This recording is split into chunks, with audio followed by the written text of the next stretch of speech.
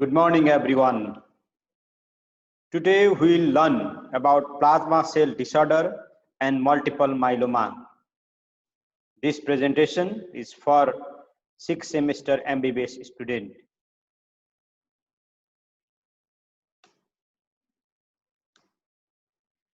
So what is plasma cell disorder? So plasma cell, as you know, is derived from the B lymphocyte. So there are two types of lymphocyte, B lymphocyte and T lymphocyte. But the mature form of the B lymphocyte, which can secrete the antibody, is called plasma cells. So if there is a excessive, unchecked, uncontrolled growth of that plasma cell, then that is called plasma cell disorder. So it has given different names like monoclonal gammopathies, paraproteinemia, plasma cell dyscrasis, or dysproteinemia. As in the figure you can see, there is a normal plasma cells which can produce the antibodies, but if there is the unchecked proliferation of this plasma cell, then we call it plasma cell disorder. Plasma cell disorders comprises of different type of disorders like multiple myeloma, Waldenstrom macroglobulinemia, primary amyloidosis, and Haber-Chain disease. In today's presentation, we'll discuss more about multiple myeloma because it is a classical plasma cell disorder, little bit about Waldenstrom's macroglobulinemia, and we are not going to discuss primary amyloidosis and Haber-Chain disease in today's presentation. So what is multiple myeloma? As I have already told you, multiple myeloma is a disorder of the plasma cell, but it is a malignant proliferation. It is not a benign, there is a malignant proliferation of the monoclonal plasma cell is called multiple myeloma. Okay? So the commonly you can see the picture of the old male. So the common age of the presentation is 70 years, is the median age of presentation. So multiple myeloma is a disease of elderly male. So for your memory, you can memorize the picture of the old male when someone asks you a question about the multiple myeloma. So what are the etiologies of multiple myeloma? Why multiple myeloma occur? Why there is a malignant proliferation of the plasma cells? Till now, we do not know the exact mechanism of multiple myeloma. But when you see the population who are exposed to the nuclear radiation, in that population, we see multiple myeloma more often. Okay, so nuclear radiation is one of the hypothesized etiology for multiple myeloma. There is chromosomal alteration, like there can be hyperploidy, there can be deletion of the short arm of 13 chromosome and the long arm of the 17 chromosome. These are the some chromosomal alteration, and it's important for your MCQ question. So what is the pathogenesis of the multiple myeloma? As in the figure you can see, there is a plasma cell. Okay, this one is the plasma cell. Okay, and this one is the bone marrow stromal cell. So when the plasma cell and the bone marrow stromal cell get attached, get adhered by the adhesion molecules, then the bone marrow stromal cell release the different chemicals like TNF, tissue growth factor, VEGF, different interleukins. Because of that, it changes the different mechanism inside the plasma cell. The penultimate effect of that, if that chemicals is, it increases the survival of the plasma cells. It can migrate to the bone marrow because of that effect. That's why there will be the more number of the plasma cell inside the marrow, which are proliferating in an unchecked manner. That's why it is called multiple myeloma. So there is interaction between the normal plasma cell and the bone marrow stromal cells, which cause the unchecked proliferation of the plasma cells. When there is excessive amount of plasma cell in the bone marrow, it releases different types of interleukins.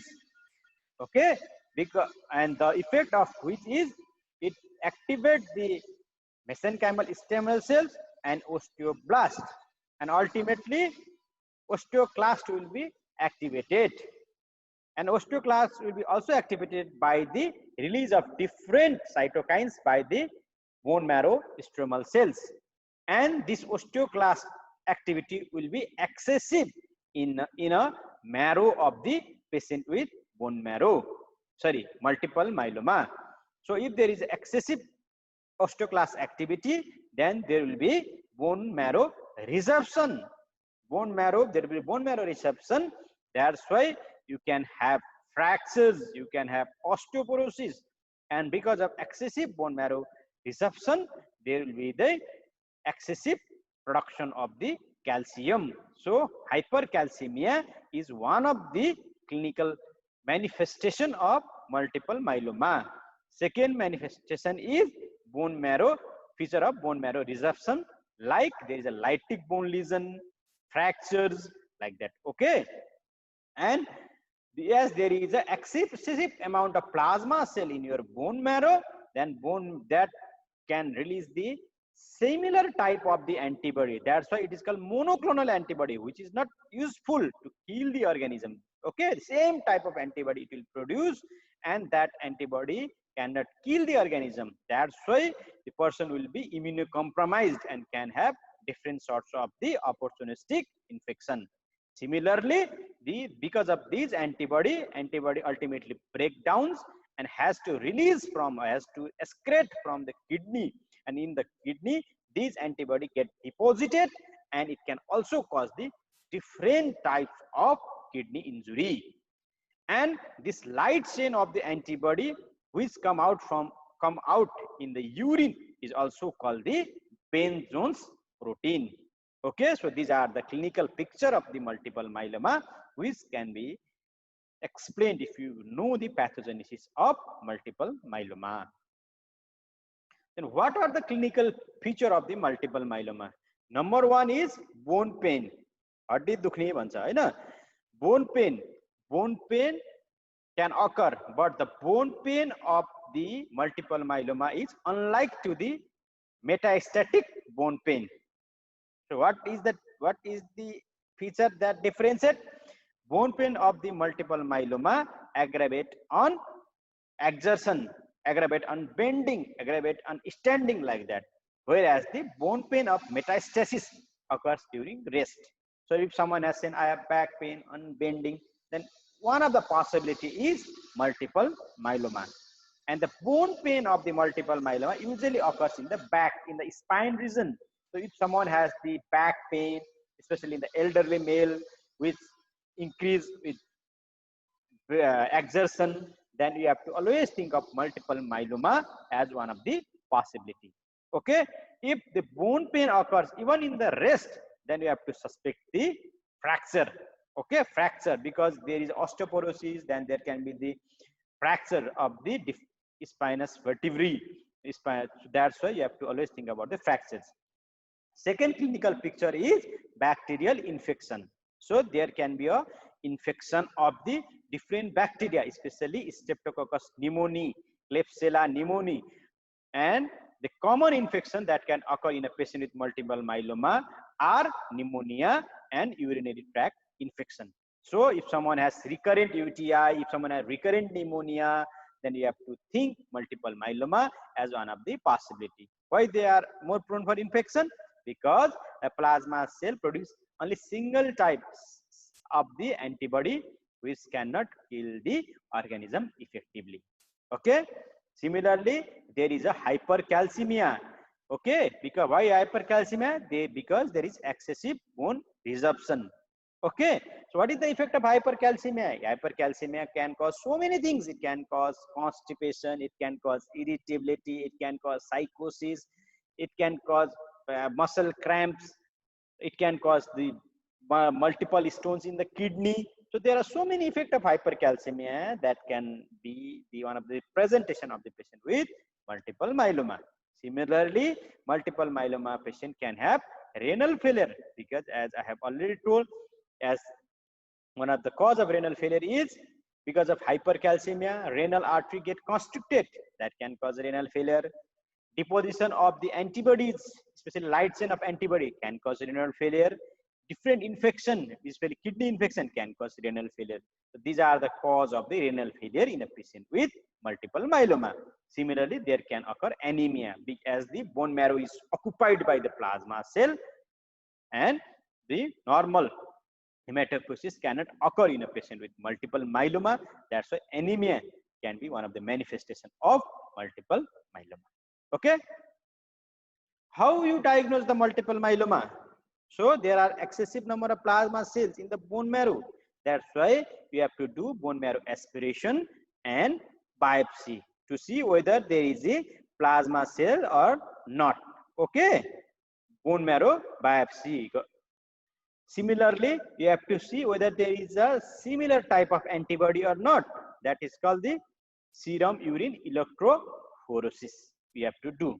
Okay, and you have to also demonstrate the evidence of end organ damage. Mean that there is a damage of kidney, there is a damage in the lungs, or there is damage in the different bones. If you can demonstrate, then you can say this is a patient with multiple myeloma. So minimum investigation required is bone marrow biopsy, electrophoresis, and to demonstrate the end organ damage. So let us look at the picture. What is this? This is a picture of the bone marrow aspiration. You can see there are the plasma cells. This is not a normal plasma cell. You can see also the RBCs. Okay, these are the small red one is RBC, and this purple one is the plasma cells. So there are excessive proliferation of the plasma cells in the bone marrow. Okay, so you can see this type of picture in a patient with multiple myeloma. This is the electrophoresis, and you can see there is a spike. There is a spike, M spike in the electrophoresis. Then you can see, you can say this is the case of multiple myeloma. But this M spike is not IgM antibody. It is commonly because of IgG antibody. This is another MCQ. Okay, it's not IgM that is going to increase in multiple myeloma. It's IgG. And what you are like seeing here, you can see multiple lytic lesion. These are the lytic lesion. Okay, and if you can demonstrate by doing the X-ray of the skull that there is lytic lesion, then you can say the patient with multiple myeloma. Okay, let us look at this picture. So if plasma cell is less than 10%, okay, if plasma cell is less than 10%, serum protein is less than 3 gram per deciliter, and there is absent of end organ damage. So there is plasma cells in the bone marrow, but that is less than 10%. There is M protein in the serum, but that is less than 3. And there is no end organ damage, then we have to say it MGUS, that is monoclonal gammopathy of unknown significance. Okay. Similarly, if there is a plasma cell is more than 10%, serum M protein more than 3 gram per deciliter, but there is no end organ damage, then we can say is a smoldering multiple myeloma. Okay. To say the multiple myeloma, plasma cell base should be more than 10%. Okay. Plasma cell should be more than 10%. 10%. Yes, 10%. And serum M protein should be more than 3%. And plus there should be the evidence of the end organ damage. Then only you can say the multiple myeloma. Okay. So what are the other tests that you have to do to see the complications of the multiple myeloma? As you know, you have to do the complete blood count with differential, because anemia is the common finding in a patient with multiple myeloma. We have to do the ESR, so there is high elevation of the ESR in a patient with multiple myeloma. My teachers asked me what are the causes of very high elevation of ESR. And one of the cause is multiple myeloma. Usually ESR is more than 100. It's too much in a patient with multiple myeloma. Similarly, we have to collect the urine for 24 hours to look for Benzon's protein. What is Benzon's protein? Is the collection of the light chain of the antibody. If you can demonstrate, then we can think of the multiple myeloma. Similarly, we have to do serum urea and creatinine at acute kidney injury. One of the complication of the multiple myeloma, we have to do urea creatinine. Similarly, as hypercalcemia is one of the manifestation, we have to check the calcium level, and if there is hypercalcemia, then we have to manage. Interestingly, the alkaline phosphatase is a normal in a patient with the multiple myeloma. Okay, this is another MCQ question for you people. Then how we have to tell the prognosis to our patient. To say the prognosis, if we can assess serum beta 2 microglobulin and serum albumin level, then we can give the prognosis. More the serum beta 2 microglobulin and less the serum albumin, the grave is the prognosis, the bad is the prognosis. So if someone has the high beta 2 microglobulin, you can say the prognosis is not that much good. Okay. Now let us go to the treatment part. So treatment has like different modalities. The common modalities are chemotherapy and immunosuppression. Second one is autologous stem cell transplantation. Third one is radiation, and fourth one is surgical care. But most of the time, the patient with multiple myeloma, the treatment are chemotherapy and autologous stem cell transplantation. So what are the chemotherapy options? In the chemotherapy, you have to understand it has two parts. One is induction part, another is maintenance part. In the induction part, as a third year MBBS student, just know the name of the molecule. It is not necessary you know the doses of the molecule.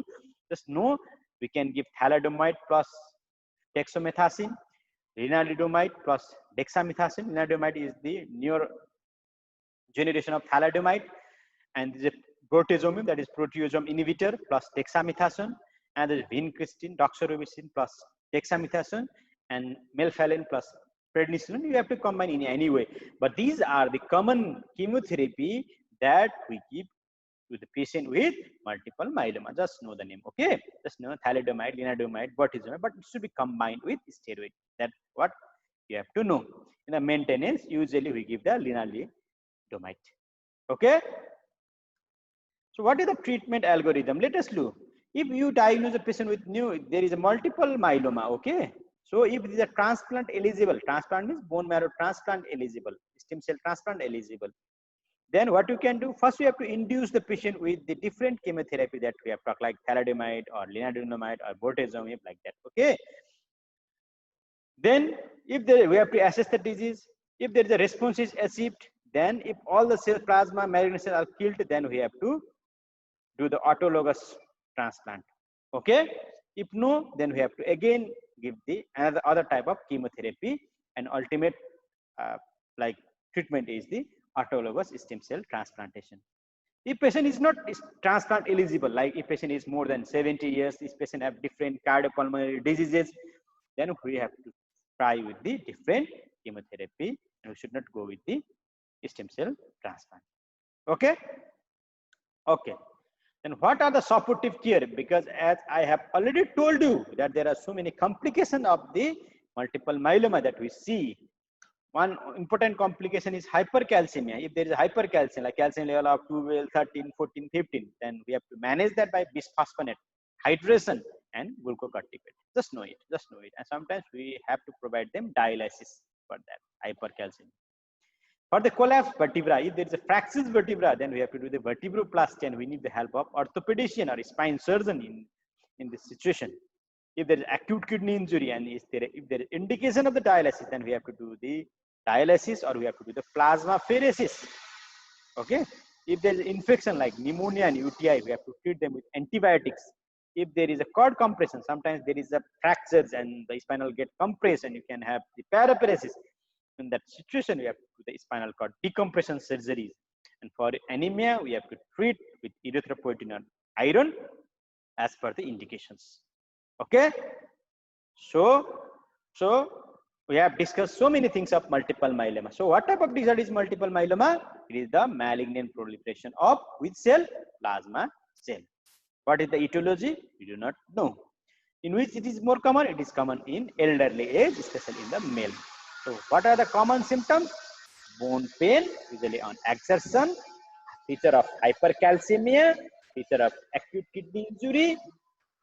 Okay, these are the picture of the multiple myeloma.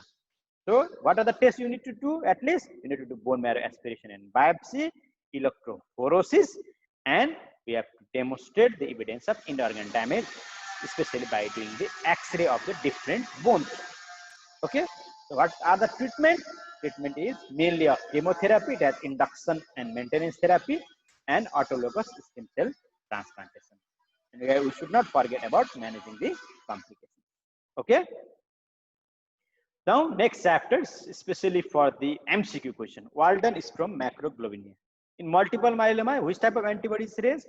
Is the IgG. But in Waldenstrom macroglobulinemia, there is a malignant proliferation of plasma cell, but it secretes the IgM. Okay, it secretes the IgM. So the common clinical feature of the Waldenstrom macroglobulinemia is there can be lymphadenopathy, there can be enlargement of the different lymph nodes, there can be a hepatosplenomegaly, there can be a feature of hyperviscosity syndrome. As IgM is a large antibody, it can cause different hyperviscosity syndrome like stroke, like deep vein thrombosis it can cause. And one important clinical manifestation is peripheral neuropathy. Okay, it can cause peripheral neuropathy. So unlike the multiple myeloma, Waldenstrom macroglobulinemia does not cause bone lesion and does not cause hypercalcemia. And renal disease is not that much common in case of Waldenstrom macroglobulinemia. The treatment are bortezomib, bendamustine, and rituximab. Just know the name. Okay. Thank you. Thank you for your kind attention. Hope you understand something about the plasma disorder, multiple myeloma, and the Waldenstrom macroglobulinemia. If you have any queries, then you can write in the comment section. Thank you.